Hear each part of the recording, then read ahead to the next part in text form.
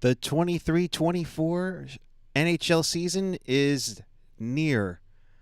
Let's break down everything that's happened in the summer while you've been watching the Giants look promising or falling apart. Right now, here on Summer Shark Bites on Teal Town, USA.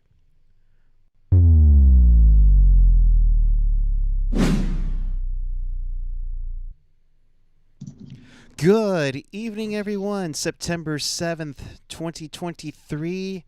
We are just a month and 5 days until the Sharks drop the puck on their 33rd season in the National Hockey League, and we welcome you to Teal Town, USA.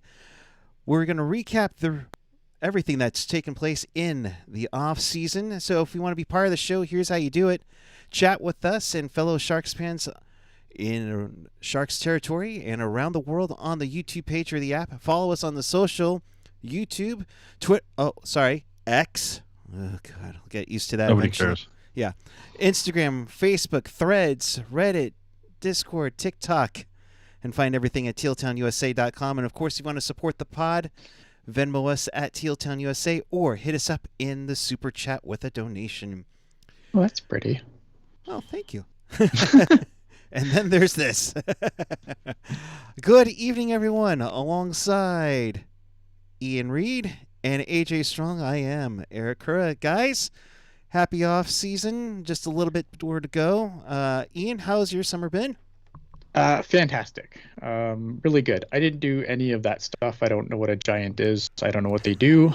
I don't really care if they're good or bad. But I understand people that watch this channel do care, and I sympathize. Or good going. I don't know which one it is.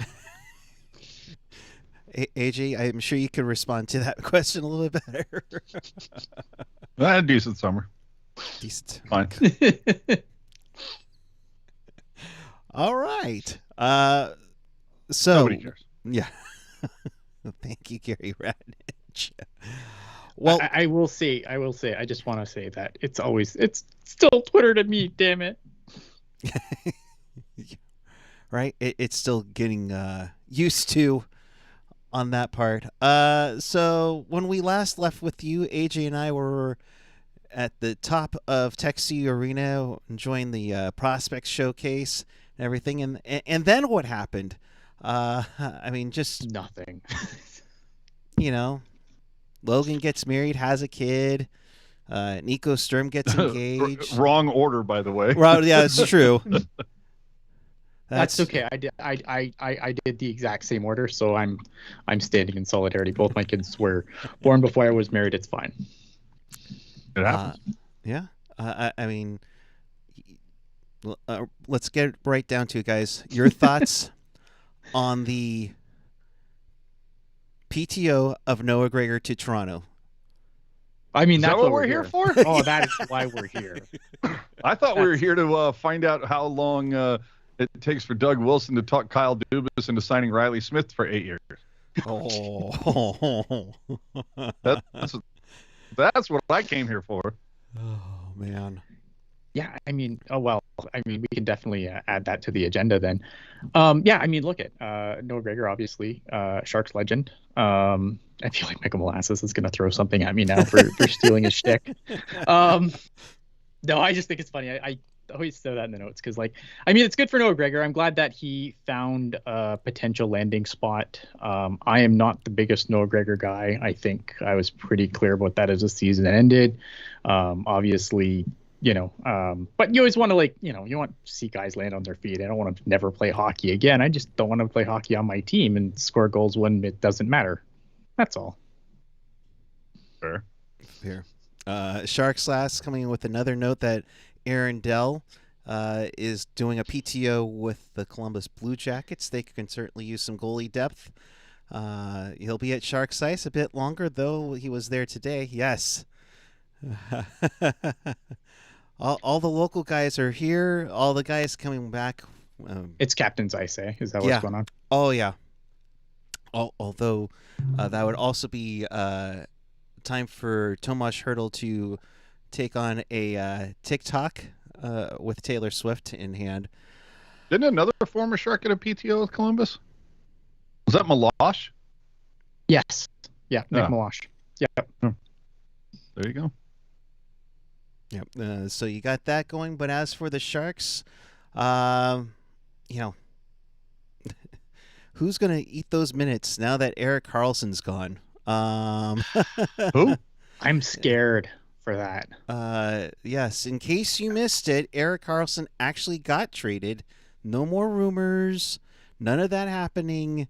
It's the done deal. It was a 3-team deal. In case you really turned everything off, he goes to Pittsburgh. The Sharks retain $1.5 million of salary over the next 4 years. We'll kind of go in reverse order there. Ian, defense. It's awful. I mean, it's bad. My concern, I think for defense, if you're looking at the Sharks, like as far as going into this season, and I think you need a really big bounce back from Mario Ferraro, because I think he's going to be the minute muncher now. Because who else is going to munch these minutes? That's the Henry question Thrun. I have. Yeah, I think Thrun can munch the minutes too, but you want to the thing with Thrun, and I like Thrun a lot, but do we want to completely throw him over the deep end, or do you want to let him work Fuck up it, man. Full Mike Crafty. Let's do it. Minecraft? Maybe. Oh man, I don't know. To me, that's my question. Is who's gonna munch the minutes? Who's gonna quarterback the power play? And just I'm curious to see who David Quinn rolls out, because I think there's a lot of guys where you could probably argue could be in that regular 6, and I'm not sure we would get a consensus on who's going to be there.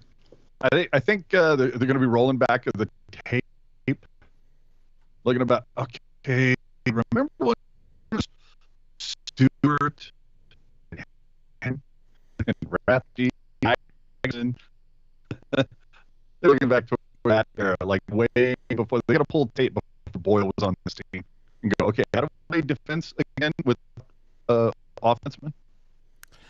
Yeah. I think the game's changed so much since then, though. Yeah. And that was the reaction, right? The reaction of bringing in a guy like Dan. Well, first Brian Campbell obviously was their first kind of go-to there. Yes. Yeah. Another who. But I think that was them realizing that the game had changed. I think you need that guy. I'm just curious who that guy's going to be. I'm worried that this might accelerate Ferraro's trip off the cliff.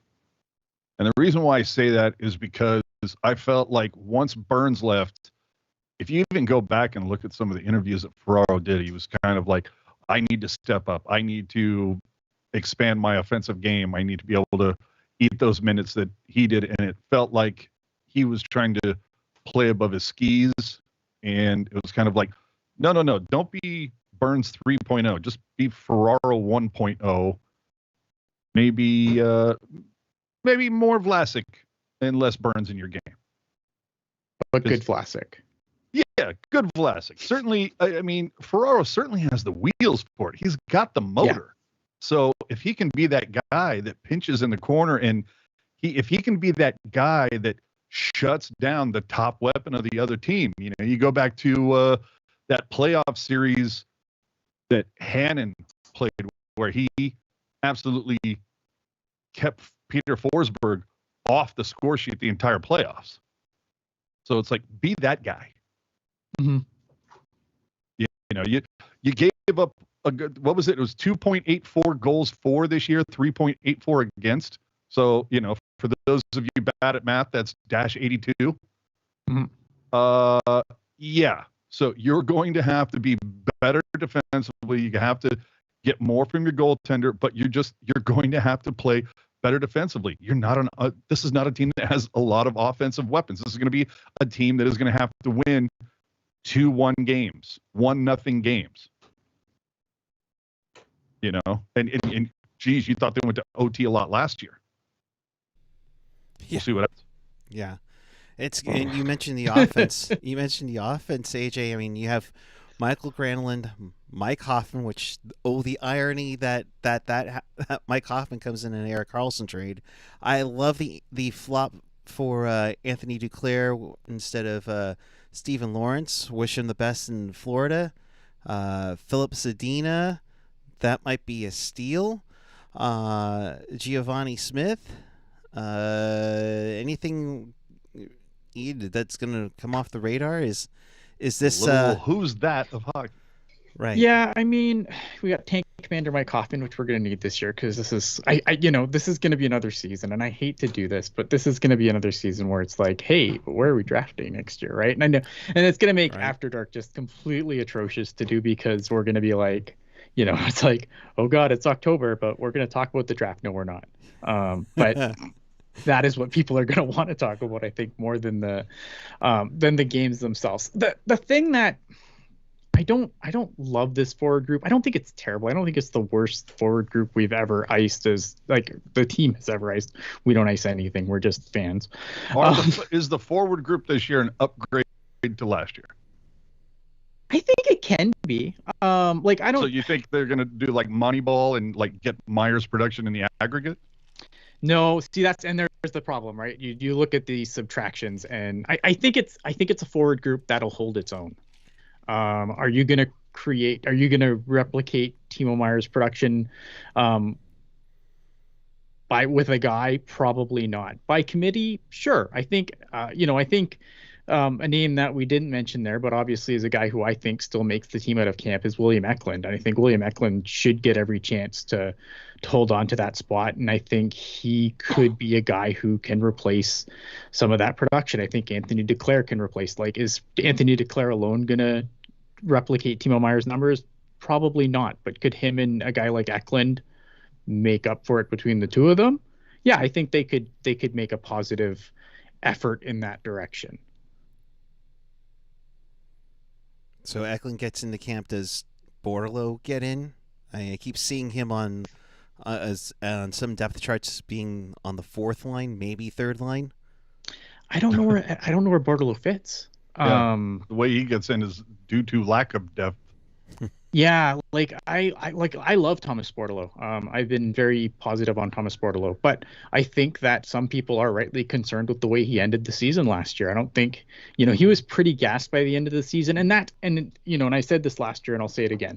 That's not a completely uncommon thing to happen, right? Like guys making the jump to the pro game, playing a ton of games, going from playing like a college schedule to an NHL or even AHL schedule. That's a big jump in games. So I think there is concern there, and I think he's going to have to come into camp, and I think he's going to have to be in great shape. But when you look at a lot of the additions that came in, I don't see a spot for him. I barely see a spot for Eklund based on the new faces that came in. Like there's some interesting names that came in, but there's also just a lot of garbage that's I shouldn't say garbage, that's mean, but yeah, I'm going to say it. There's going to be a lot of garbage blocking the road of kids getting onto this roster. I look forward to the trade deadline.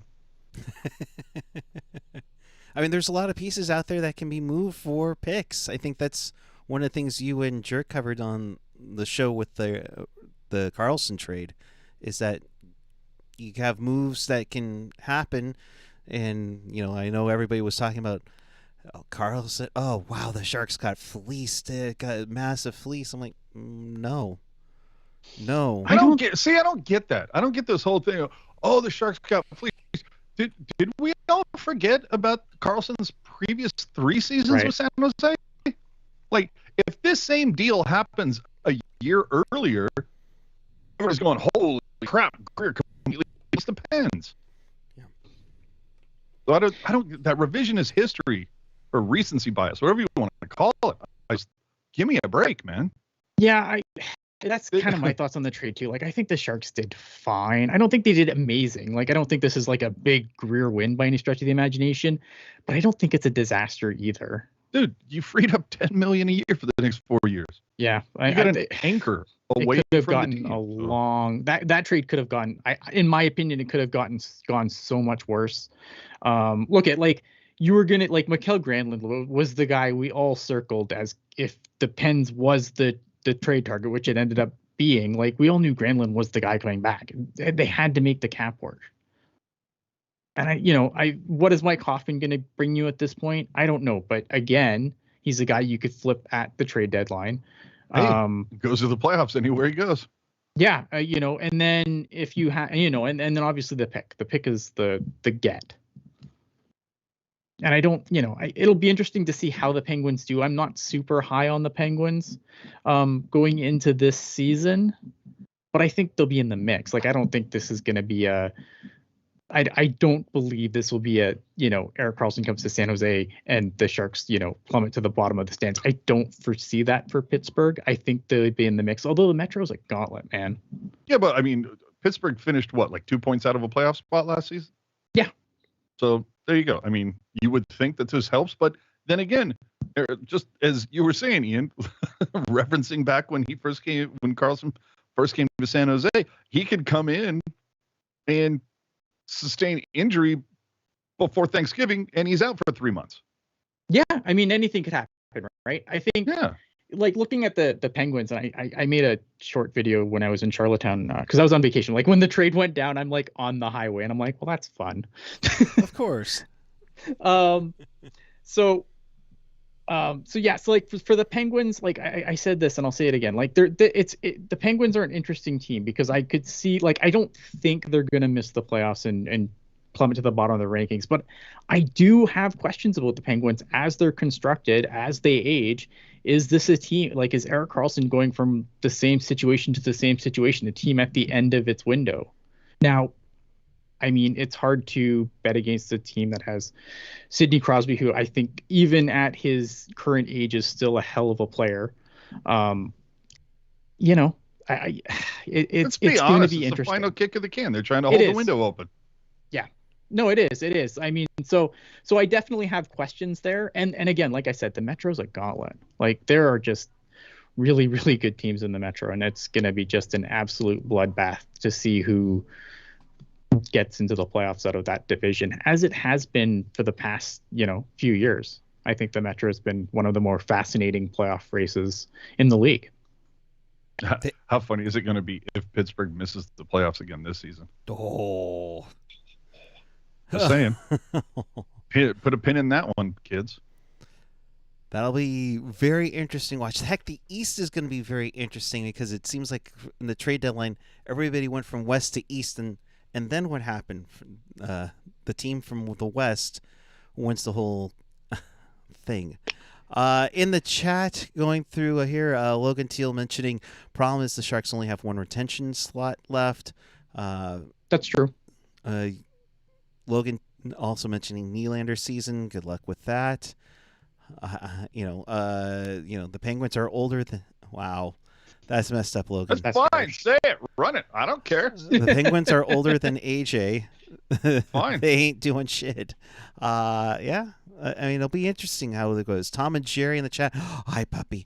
I don't want defensemen that jump up on offense anymore. I just want the defenseman to play defense. If I see. Yeah, but that's not the game. Like, that's not the modern game. Like, I understand what you're saying, and like, obviously you want to see people be a little bit defensively responsible, but look at the teams that win. They all have that defenseman. The teams that don't have that defenseman are not good teams because with the transition game, you need defensemen that can be, not only be a part of the rush, but lead the ruch. Now, to be fair, the Sharks had two of those guys in Burns and Carlson. It didn't work out either. So. But they had Burns for a long time though, and they were very good. And they had Dan Boyle, and they were very good. Like, so one is good, two not so much. Yeah. I mean, you don't put them on, maybe don't put them together. I think that may be the lesson. But I think, like, just the stay-at-home defenseman doesn't. There's no such thing as a stay-at-home defenseman in the NHL anymore.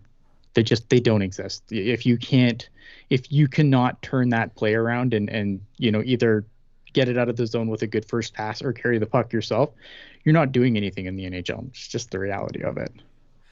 I wonder, and this is something that I know Trek has always mentioned during the Timo Meier rumors and trade, are the Sharks going to be looking for the next offensive defenseman for the next decade?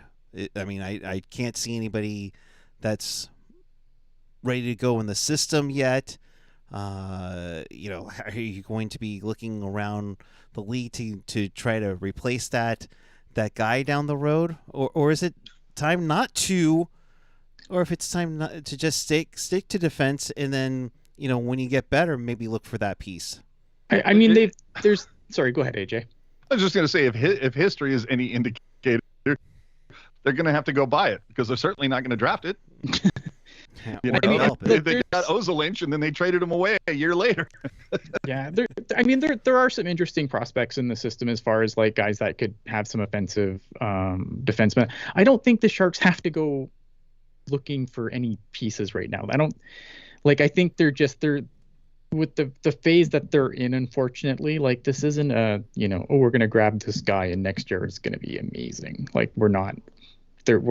There's going to be more of this, unfortunately. Like, I hate to bum people out, but like this, I don't think this is a quick turnaround. So I think, they'll probably, keep an eye, but I don't think they should be going and trying to buy anything right now. They should let this play out a little bit and then, see what they do with, like, because they do have some interesting, like, they have, what's his name? They drafted him last year. We know it's not Ryan Murphy. Havlet, I think. Oh yes, Havlet. Yeah, so they have some interesting prospects. I'm curious to see what Henry Thrun's going to do, obviously, with a full season under his belt. But the Sharks, they're not a team that can just go out and be like, oh, this guy's the premier offensive defenseman, let's go buy that. Like, that's just not where the Sharks are. Well, yeah, there's no reason to blow your wad right now when you have no hope in hell. But I'm interested to see how the Sharks start October on the blue line versus where they should be on the blue line, and how many games are interchanged. Oh, geez. Yeah. I didn't even think of Kumadulin. Yeah, and there's another guy who I really like, who can, who I think still has, who I'm, again, curious to get see a whole full season from him in North America. Yeah. So there's Burrows, there's, Knizhov, Vlasic, Ferraro, McDonald. There's Jan Ruda. Yeah, forgot about that. I mean, dude, there's like 6 spots and 9 names. We haven't even mentioned Radim Shimmick. I know. I feel bad for Shimmick. Yeah, so it's like there's all these pieces. There's only 6 spots, but man, there's a lot of guys on the blue line. I'm going to be a little upset if if there's a cat who is kind of shitting the bed a little bit. Meanwhile, Thrun is tearing it up with the CUDA. I'll be a little shocked if Thrun is not on the blue line for the Sharks come opening night. Him and Knizhov should be on the Sharks, in my opinion. Like, I would be mad if either of those guys is on the Barracuda to start the season. I wouldn't be surprised if Shimmick gets waived before the season starts. Yeah. Michael Molasses was mentioning in the chat, Mukul Doolan is a D-man that I truly believe that the Sharks can be the Sharks' main D-man. I hope. I mean, you're hoping, right? Like obviously that was one of the big pieces that they got in the Timo Meier trade. So I mean, look, at the Sharks could use a little. They could use a little love on the defensive side of the puck when it comes to prospects. Like, I feel like they've been snake bitten there a lot. Well, Chris Prongers don't grow on trees, That's true. That's true. And we were talking about like Burns and Ferraro. Remember when we thought Burns was making Ferraro bad? Man, the dumb shit we say on this podcast sometimes. Fun stuff. So that's kind of, we talked about all the new guys coming in, where the hell the offense is going to come from. Blackwood, baby. Blackwood. He's going to bring all the offense. There you go. Geez. As Ian put in the rundown here, the nightmare tandem of Kakinen and Blackwood. Who's your starting goaltender October 12th? I'm curious by that. You bullshit. It's gonna be fascinating to see how that pulls out. Now, look at Blackwood. I know had some good numbers when he came in. They've kind of gone downhill since there, and maybe a change of scenery will do him a world of good. It's not like I'm not rooting for the guy. Like, I was rooting for Kakinen last year too, but I just, man, like, I'm not like, I think if that's the one thing, like, AJ earlier was talking about how the Sharks are going to have to win, 1-0, 2-1 games, man. I don't know how you get the scoring that low with this goaltending tandem. I don't have any faith in it. Like, I'm worried that this team's going to give up buckets of goals, regardless of how the defense is. I'm telling you, all 5 are just all going to be parked along the blue line and just go, okay, red rover. We're gonna think of we're gonna think of Jarmo Milas at this point. What was that? Was it Tampa? Was it Philly where like the guys just wouldn't leave the zone? Oh yeah, yes, Philly Tampa. I think that was actually Ponger too, right? What was that? Was that like the 2-2-1 trap thing that they had going or something? Yeah, they had one guy like was out and everyone else was basically back. Oh, it was a 1-3-1 trap. Go if you don't know what I'm talking about, just go YouTube the oh my god, it was so great. Tampa trap. I was shocked fans weren't just lobbing shit onto the ice at that point. Me too. Like I wouldn't want to watch that. But kudos to the coach who like figured it out and said, "Oh, okay, you're gonna try that? Watch this." Yeah. Yeah, I mean, I'm hoping that's what we don't have to. I'm hoping that's not what we have to look forward to. It sucks, right? Because like you want the team to like.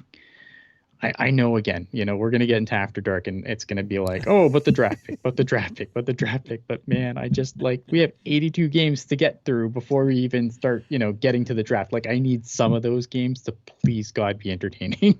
Oh God. Hey, suck the weenie for Celebrini, baby. Oh. I thought it was that's all I want, right? Oh man. So I like how we have these just things already.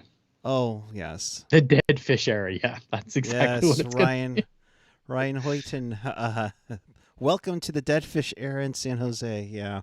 Please God no. Like I don't care if they don't win a million games, right? Like obviously again, like the draft pick is what's probably important at the end of the season. I just want to be entertained. I just want to be entertained. Please, if you're gonna be bad, at least be entertaining bad. And for the first half of last season, I thought for the most part they were. Yeah, I think I wouldn't disagree. I completely agree.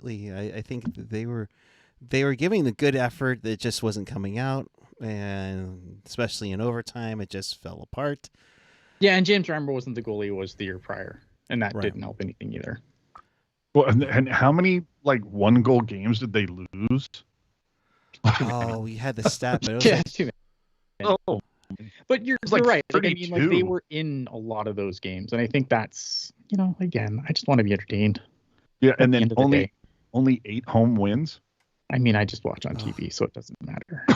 Yeah, but it's funny. I was listening to NHL radio on Sirius, and it was funny that they were talking to. I wish I could remember the cat's name, but they were talking to some former player, and they were bringing up how California used to just be a gauntlet.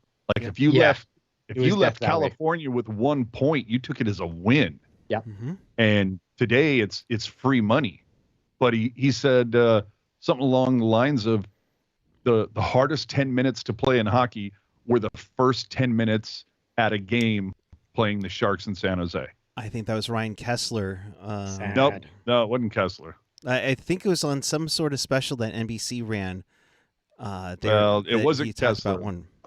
Because I would have remembered if it was Kessler, but either way, I thought that was a pretty interesting quote.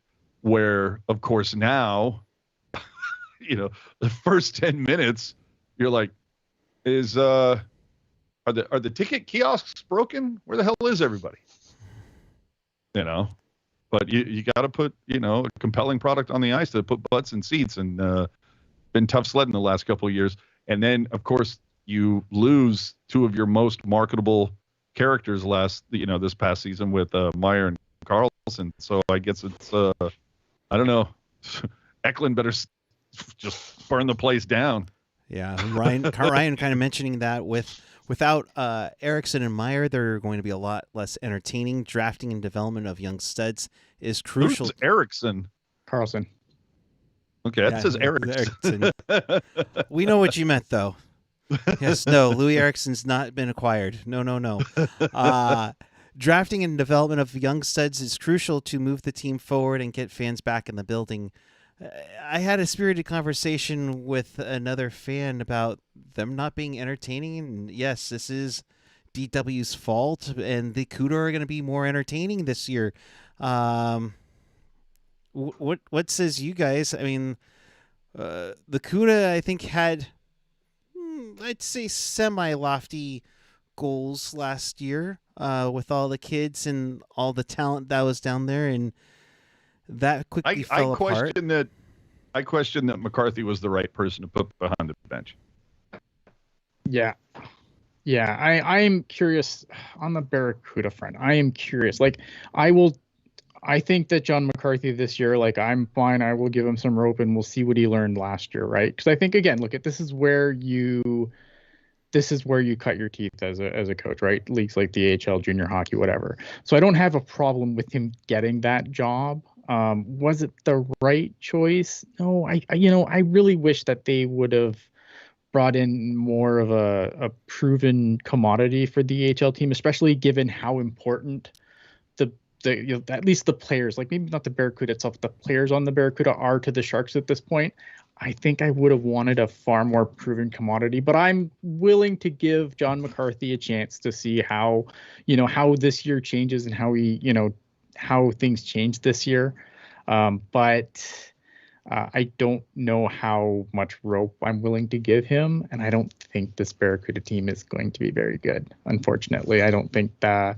This is a team that there's some interesting players down there, and I'm excited to watch the Barracuda this year, but I don't feel very good about the team compared to how I felt about them last year, based on some of the things that they've, based on a lot of the issues I thought they had last year.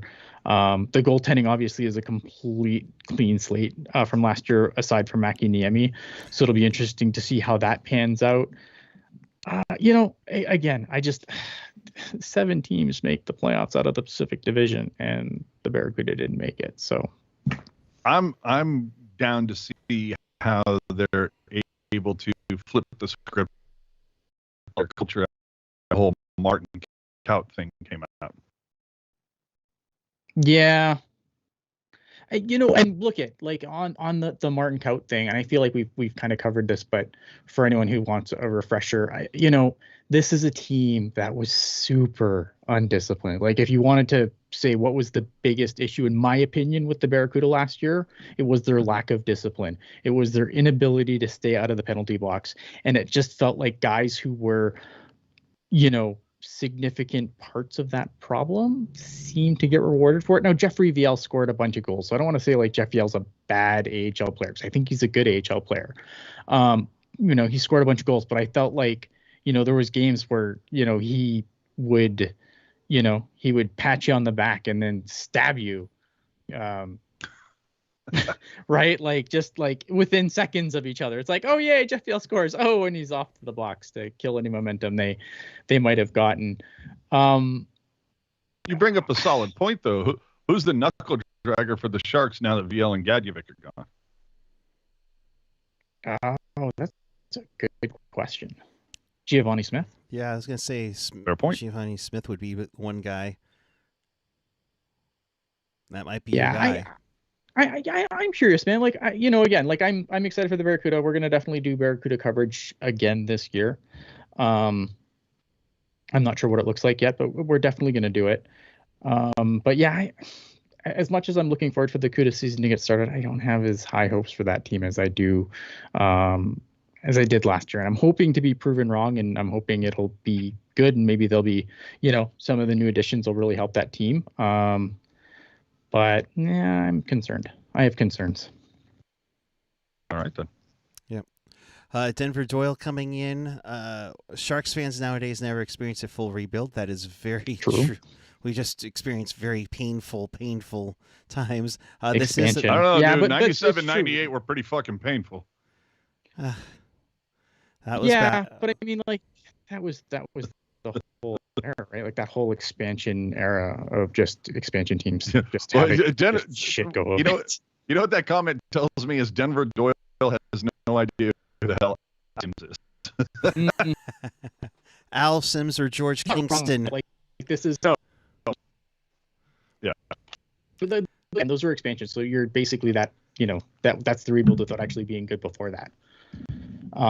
Yeah, expansion used to suck, but yeah, no, he's right. Should the Sharks make a move to get Doug Wilson behind the bench? Isn't he like record? Still undefeated as. I was gonna say who's the cat who coached one game? It was a combination of DW and Cap Raider. That's who it was. There you go. Yeah, Get that duo back behind the bench, boys. Before Ron Wilson came around, after Daryl Sutter got fired in 02-03. And Ryan also making the point the Sharks never did a real rebuild. Even in the 90s, they managed to rebound quickly from losing seasons. For most of the franchise's existence, the Sharks were decent to great. Yeah, this is the toughest point. Well, and it helped, too, that there was such a honeymoon period. You had the first 2 years of the Cow Palace, and there was, which was like the longest foreplay ever until San Jose would actually get their own team. Then they finally opened the building, 30 years ago this month, essentially, that they finally get their own building. And it didn't start. Didn't they start 93, 94 like 0-8? 8-1. Yeah. They were. Yeah. So, it was not a great start. But by the middle of it, you got people screaming Urbe, and then playoffs start, and people are bringing in printer paper. I don't even know what that paper is called. The dot matrix paper that has a little holes on the side for the feeder holes, but bringing in banners that were stretching the length of a suite. This is Big Whiny Defenseman at .com for Chris Pronger. By the way, if you go to bigwhinydefenseman.com right now, it'll take you right to Teal Town, USA. But having all of that buildup was spectacular. It was a long honeymoon period. I was here for it. We're cheering on the likes of Jeff Friesen and Craig Janney of all people. And it took a while. And then, 98, 99, it started to feel like it was waning a little bit. And then 2000 came, and when Owen Nolan got that shot from center ice against St. Louis in the playoffs, all of a sudden it was kind of like, okay, we're down with the Sharks. And the thing is, though, if you go back and look, the 49ers, like just prior to that was Steve Young getting knocked out, begins the Jeff Garcia era, which didn't go that well. And then it was a revolving door of quarterbacks for like a decade. That wasn't going well. The Raiders have really just never done that well. Well, what it wasn't it? 02 was the I was going to say 02 was. Yeah, but wasn't that the what was it? The something about a kick or something, or some football was moved in the snow. Oh, the tuck rule. That's right. Yeah. Okay, but anyway, like you had that a little bit, but the Giants sucked. The Athletic. Basically, the Sharks were starting when everybody else was starting to trend down, so it was easy to kind of get it going. It really makes me wonder what things would have turned out for the Sharks if the 04-05 season had played. Would have been interesting. But now it's time to take your medicine. Sorry, because there's an interesting question in the chat that people are kind of tossing around. I'm curious what your guys' response would be. They're talking about who is the best coach in Sharks history. And I'm going to go with the chat. I agree. It's Todd McClellan. Now people will be like, oh, well, Todd McClellan got fired. Yeah, I think that coaches have a shelf life. And I think when the Sharks moved on from Todd McClellan, they did so at the right time. But I would agree that Todd McClellan, in my opinion, is the best coach this team has ever had. I think it's a little bit of a loaded question, because while you can sit there and say Todd McClellan was the best coach, I would push back and say Todd McClellan was the Sharks coach when the Sharks had the most talent. Yeah, it's also fair. So, maybe that pumps the numbers a little bit. There's a part of me that leans a little bit towards Daryl Sutter only because it's the idea of it might not be the Sharks, the coach that the Sharks wanted. It was the coach that they needed at the time. Because when Sutter came, Daryl, I could definitely see an argument for Daryl Sutter. I wouldn't be where I would go, but I would have a hard time arguing it. Well, it's just because before Daryl Sutter, there were definitely, a couple seasons there, 96, 97, that the Sharks for whatever reason, would get rolled. And you had that revolving door after Constantine. I mean, like I said, Al Simpson. But it wasn't good. And then Sutter, I think, offered a bit of the bag of knuckles and just gave that was an era that I'll always remember, that you talk about entertaining hockey. Yep. And even if they lost 5-1, the team who came in and dropped 5 goals, they felt it all the way to the next game. And if I remember correctly, if you go back and look, the winning percentage of whatever team played, whoever came in after playing the Sharks, I think it was like a 220 winning percentage. They felt it the next game. So that, I think that was pretty, that speaks volumes, but I would definitely go towards T-Mac. Who was before T-Mac? Was that Wilson? It was Ron Wilson, yeah. Ron Wilson, yeah. And I think for me, Wilson was like the yin and yang to Daryl Sutter. Yeah, I think, and you're right. Like, you make a very good point about, like, surrounded, like, the team that he had, because the Daryl Sutter Sharks were very much a happy to be their team. They weren't like these guys should be cup champions. Like, no one was saying that about the Sharks at the time, but they always managed to at least show good, in my opinion. Well, just very blue collar. You're going to feel this game.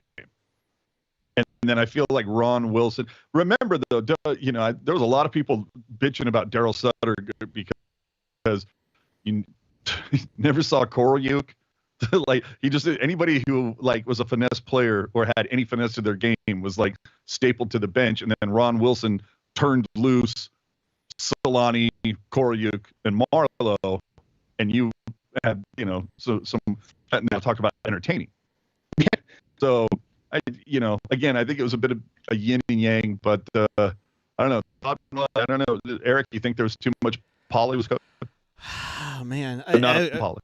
No, yeah, I was gonna say just so much polish whenever it came to T-Mac.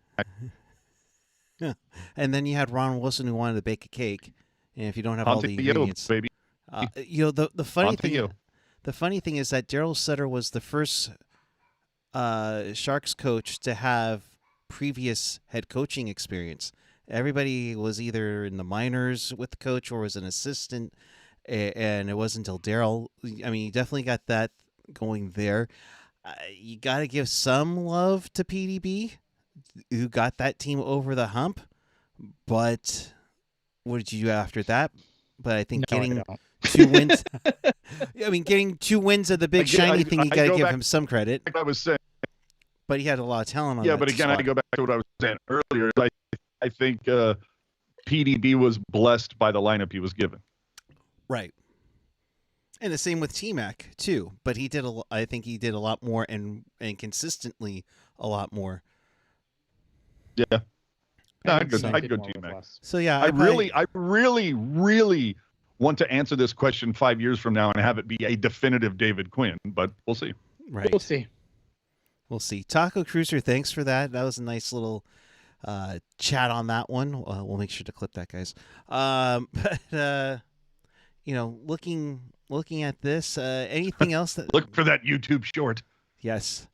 A couple other things that happened in the offseason. We just saw it not even a couple of weeks ago. The PWHL, former Sharks broadcaster Kendall Coyne Schofield. By the way, congratulations on your baby too. Playing for Minnesota. Ian, help me out here to get it.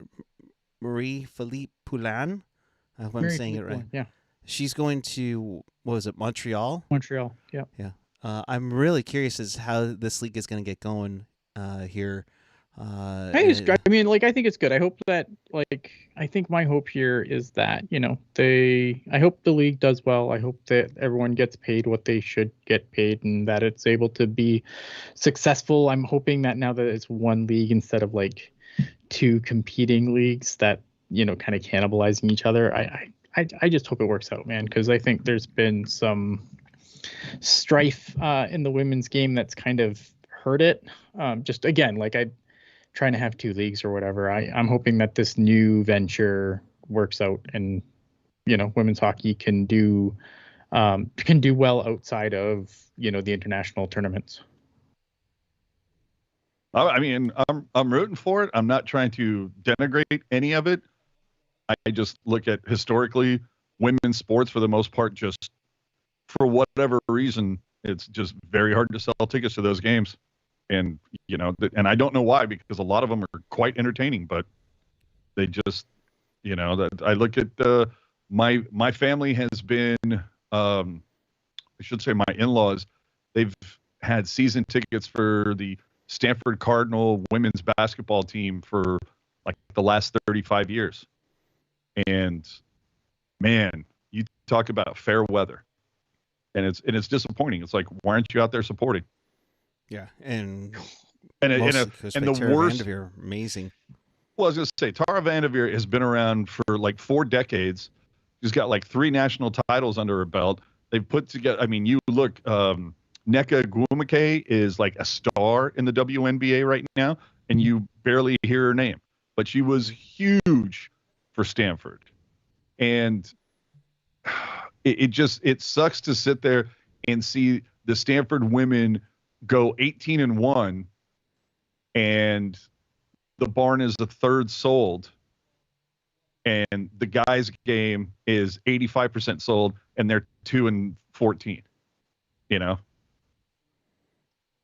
It's a bummer, and It you wonder now with them, with all the craziness that's happening in college sports, how Cal and Stanford are gonna be down the road with not a whole lot of money, ACC. and in the Atlantic Coast Conference. Enjoy the travel, bitches. Miles, boy. lots of air miles, baby. Another question in the chat: when do the Sharks get their first win? I say November.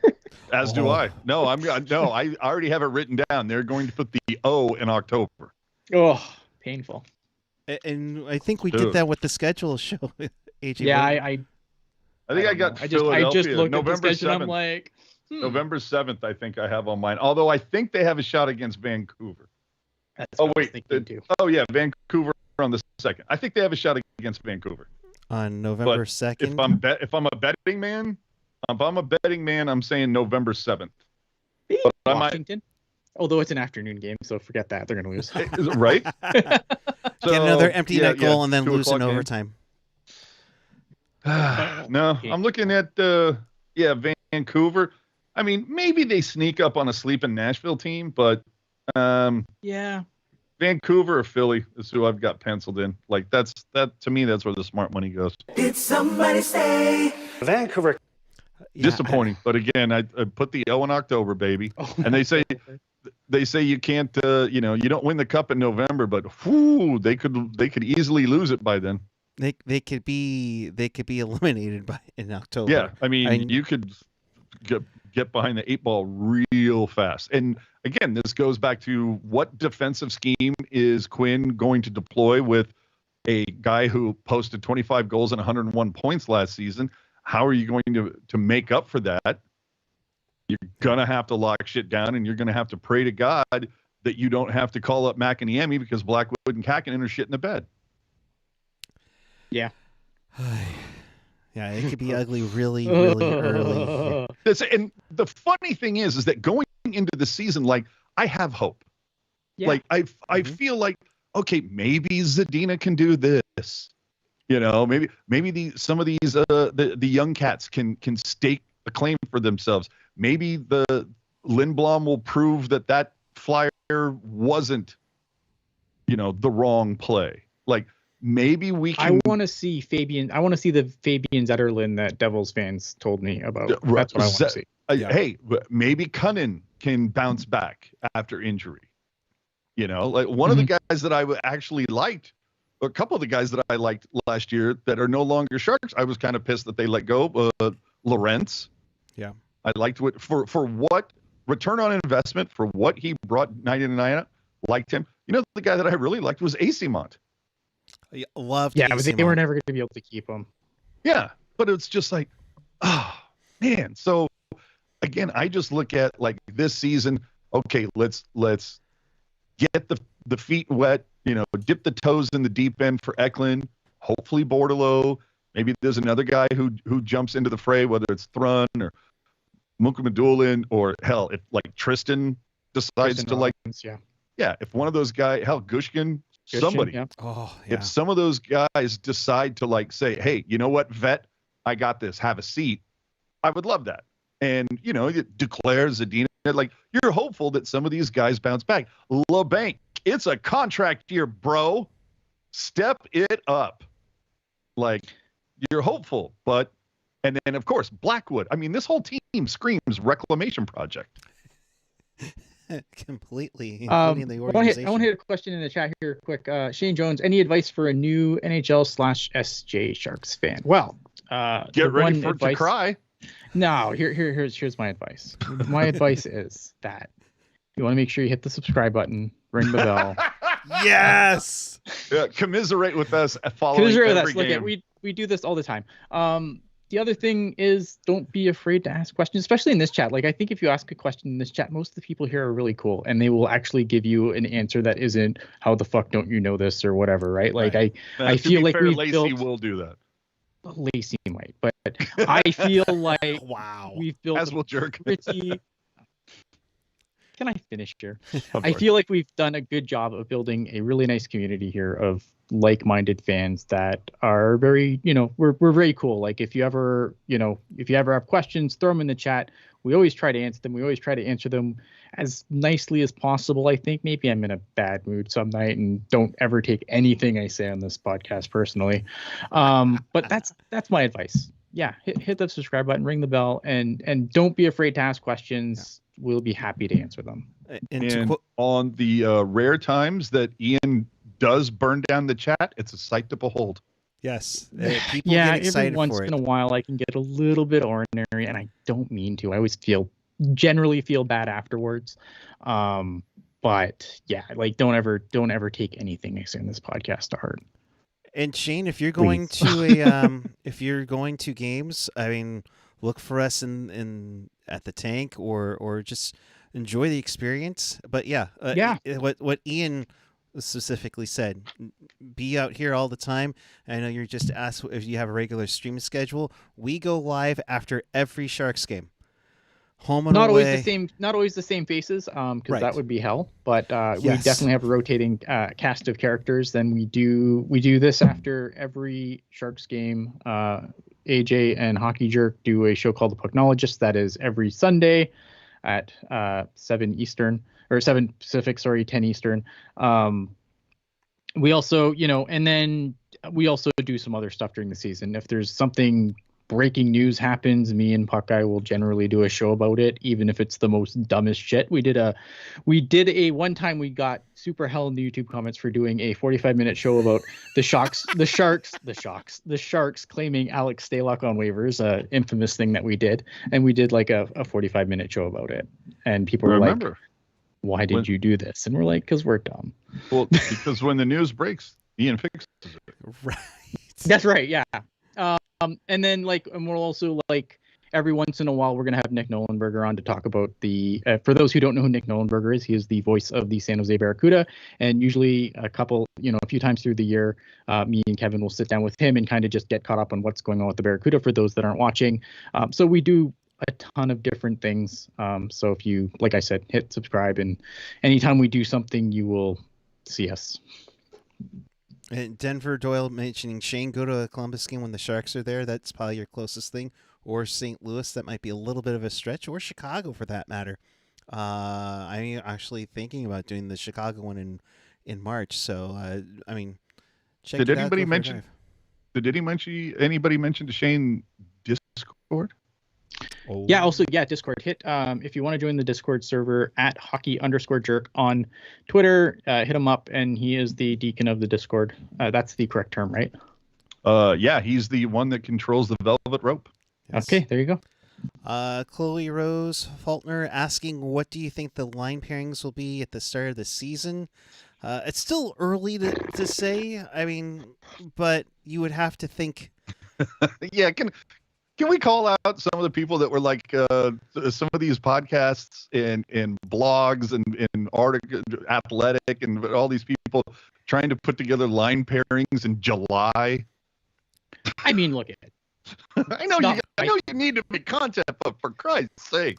Yeah, well, you know what? I mean, hey, look at. I am not going to call out anyone who's, just trying to, especially people that do this for a living. Like, yeah, but they got to do what they got to do. I know, but it's just kind of like, well, we think the coach of the Sharks in 2028 will be. Stop. But to get back to the question, what are the line pairings going to be? I think it's too early to say. Let's get a few preseason games in. There might be, as we were saying earlier, there could be some rook who tells a vet, sit down. I got this. Yeah, you know what? I'm not gonna lie. Like, up until 2 days ago, I was so checked out, and then like 2 days ago, I wake up and I'm like, okay, I have to do a show. So I messaged Puck Guy, and here we are. Like that's how much thought I put into this upcoming season. Puck Guy, let's do a show, and I'm just gonna put a bunch of bullet points on a sheet, and the chat has come through for us, which we love. Absolutely. Which is what I was kind of hoping for. I was kind of hoping this would kind of be like an informal. It wasn't gonna be like a super hardcore newsy thing. It was just gonna be us shooting the shit and hoping people, after being absent most of the summer, obviously, I think, this is probably the least content we've put out over a summer. Not exactly a lot of shit to talk about, obviously. And that's Didn't why help anything. Yeah, that's why we kind of went radio silent. Wasn't a whole lot to get into, and when it was worth getting into, we got into it. Yeah. Aside from Vlasic and Ferraro, I think it's jump ball. Yeah. Yeah. It really is. I mean, you can. I'm fascinated to see what defense pairs like David. Maybe Benning. I think Benning gets a look. Yeah, Vlasic, Ferraro. I still think Thrun should be on the team. I think As do I. Nijov should be too, but yeah. Again, let's see what kind of camps these guys have.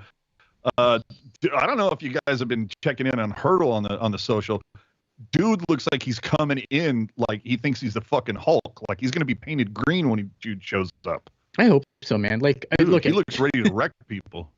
I hope he is. Like, I think that's a guy who I want to have a monster season. Because I'm running out of guys that I really like on. Like, I will cheer for this team regardless of who's on it, obviously. But like, it's been a lot of watching my favorite players leave. So I'm hoping it has a monster season. Well, let's also call out the elephant in the room, if you will.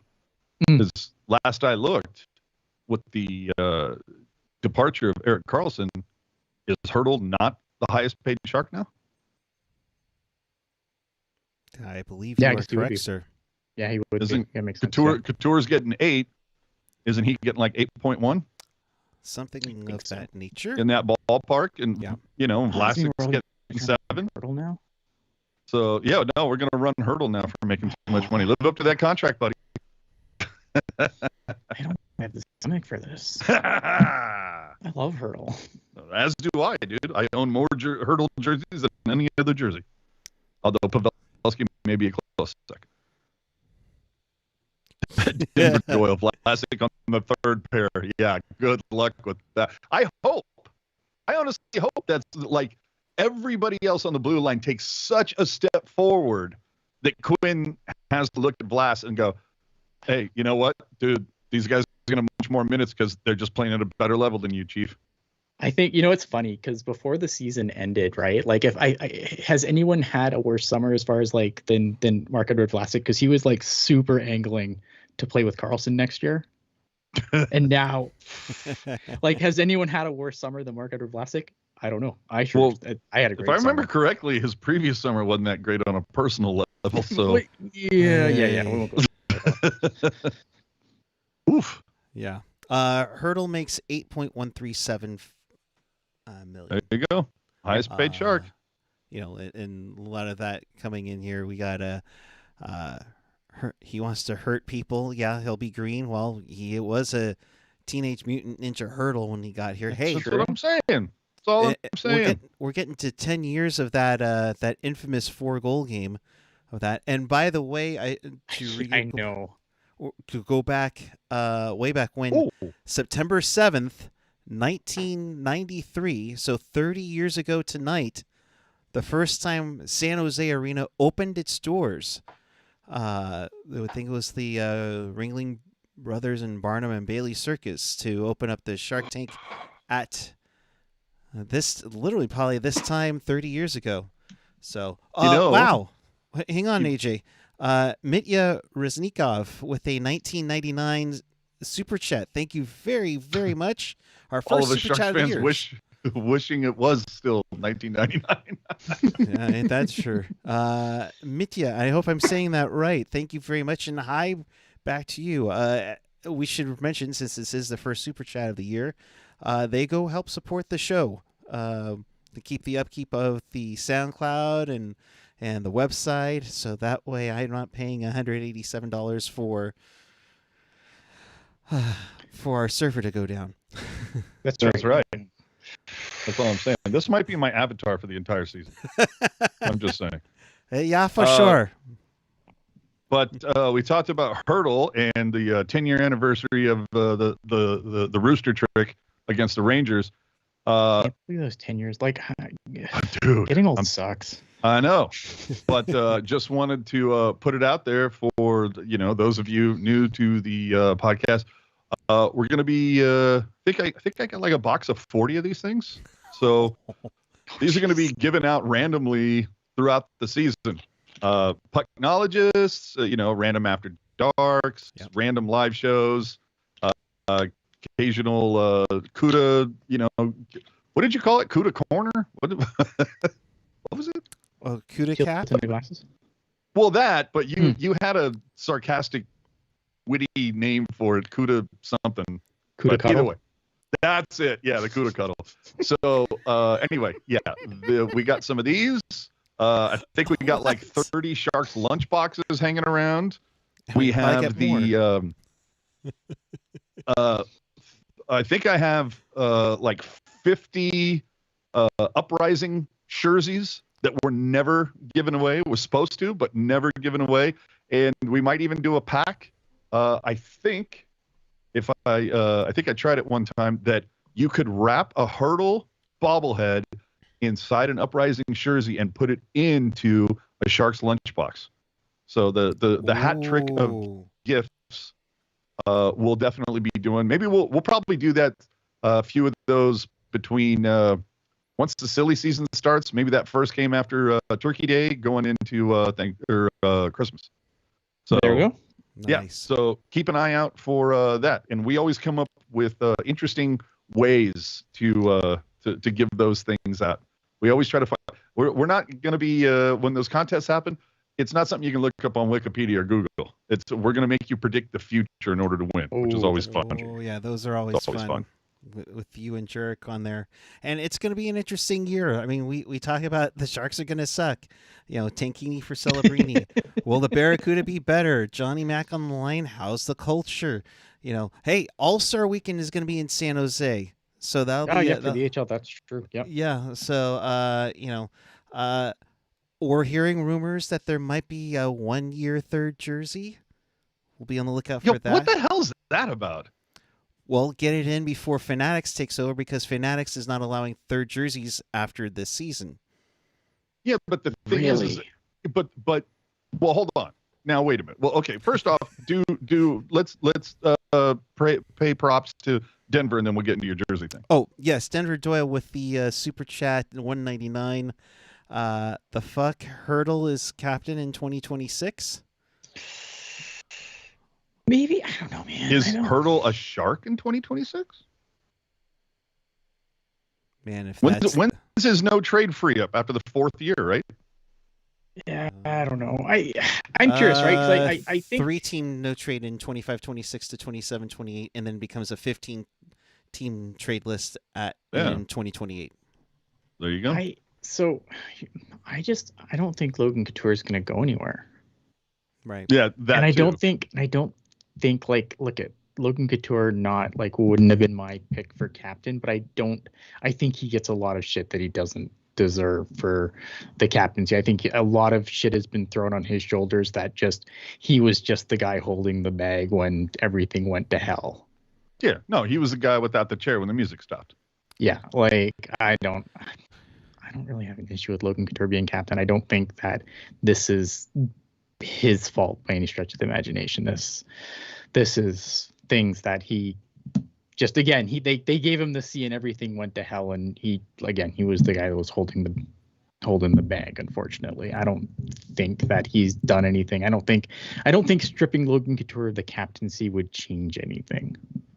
Okay, not to discount what you're saying. I want to get back into this jersey conversation for a minute. Let's get back to what's important. Let's be real here. Yeah. So a one-time third jersey, that just seems like super duper odd.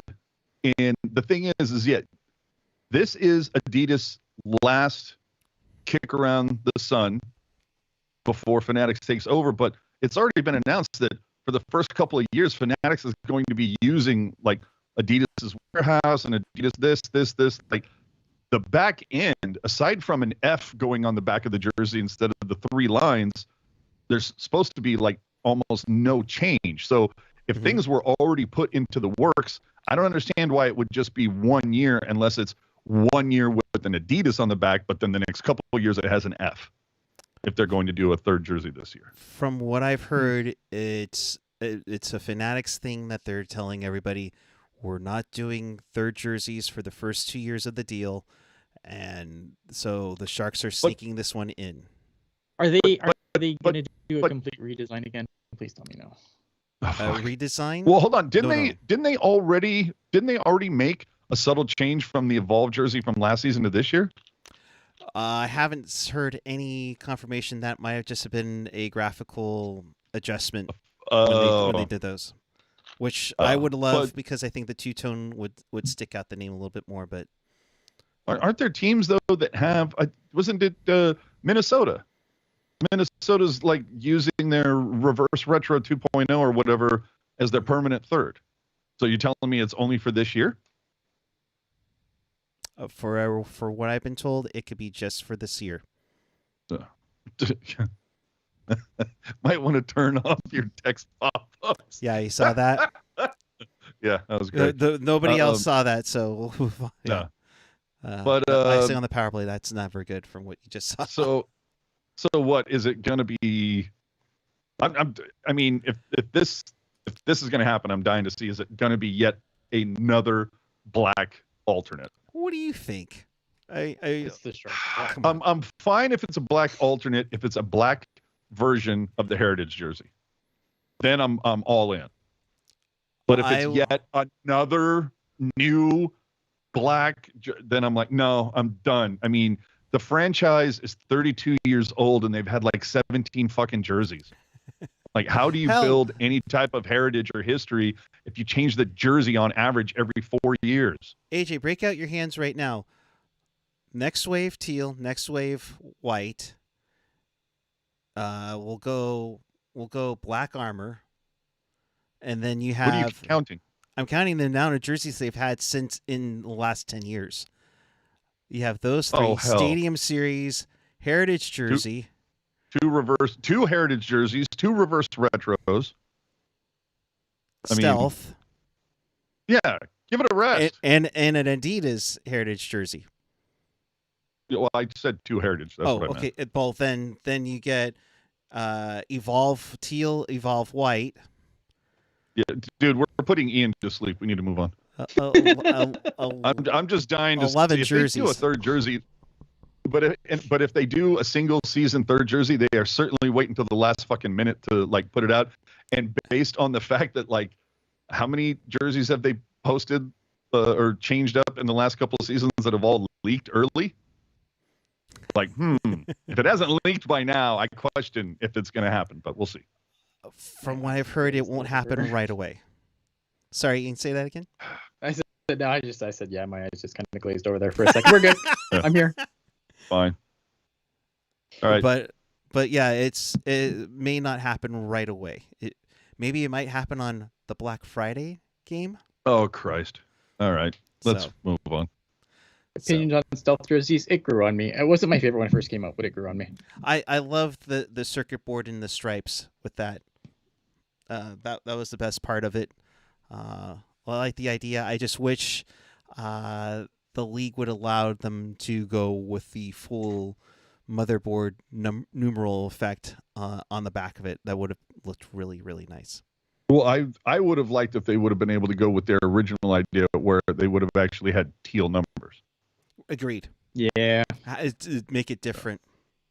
Mm-hmm. So, all right. Anywho, I think that's it for our first pod of the year. In case they're going to use the screaming shark, aren't they? That's what they're going to do. You I think don't so? think so. I think if they were going to go to the screaming shark, like we would have done it by now. Well, I have SJ Sharks jerseys on Instagram. I think they're so in love with that new fin logo. I think that's going on the front. I think there might be a little too in love with that. I'm not a fan of that logo, to be honest. I love the original version. I like the stealth version. The evolved version, So, in case you missed anything or you want to watch this again, you can catch Teal Town USA everywhere. Smash those like and sub and bell buttons right now. We really appreciate it. It really helps the algorithm. And you can find us wherever you get your podcasts, whether it's Apple or Google, YouTube, SoundCloud, Spotify, TuneIn, iHeartRadio, Odyssey. And, of course, we'll always post it on tealtownusa.com. for now. What do you mean for now? I paid a freaking amount of money for that. Do. This is not for public That's not for air. consumption. But anyways, I have something I do want to say before we screw off here. Say it. Well, okay, so it has nothing to do with the Sharks, but obviously like Twitter's dumb now, really dumb, and like I always question like why I stay on there. But then today, okay, so last night, my son's YouTube channel got taken down because it was in his name and he's too young to have a YouTube channel, so they took it down. And then so I put a call out on because I knew he was going to be absolutely devastated. So I stayed up last night trying to put his YouTube channel kind of back together with what videos I had. Unfortunately, lost a bunch of stuff.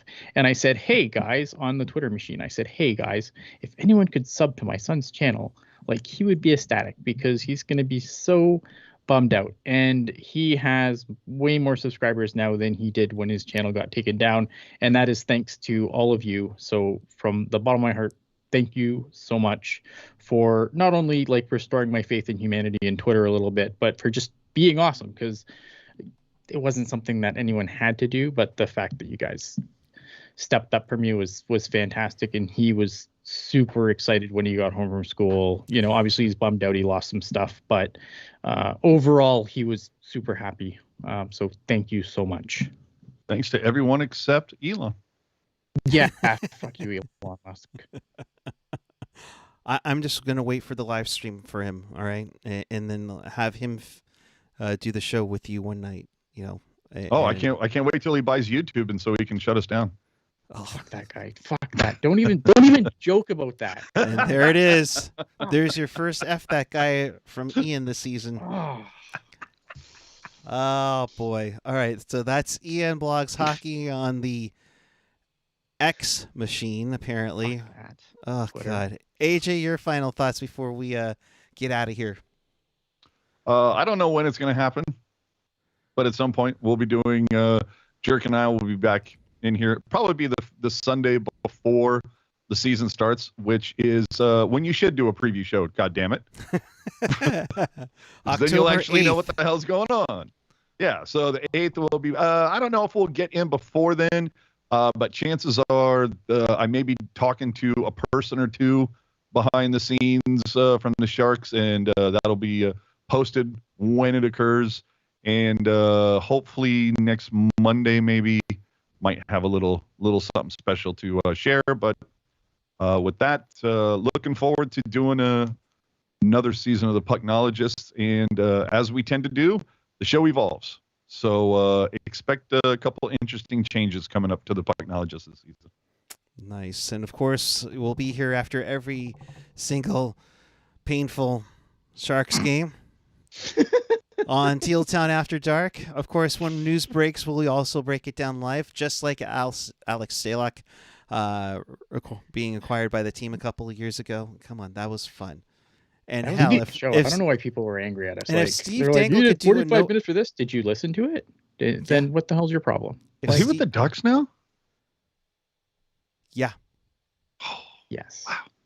Yep. Too cool. If Steve Dangle could do a Noah Gregor video, we can do Alex Stalock. Oh, we're gonna do all the Alex Stalock videos Oh, too. yes. You just wait. Who the hell is Steve Dangle? Threaten me with a good time. All right. For Ian, AJ, and myself, you can find me at PuckGuy14 on the Twitter and Instagram. This is only the start. This is only the start, folks. Let's make it a fun one. And until then, thanks for watching, and we will see you next time. Have a good one.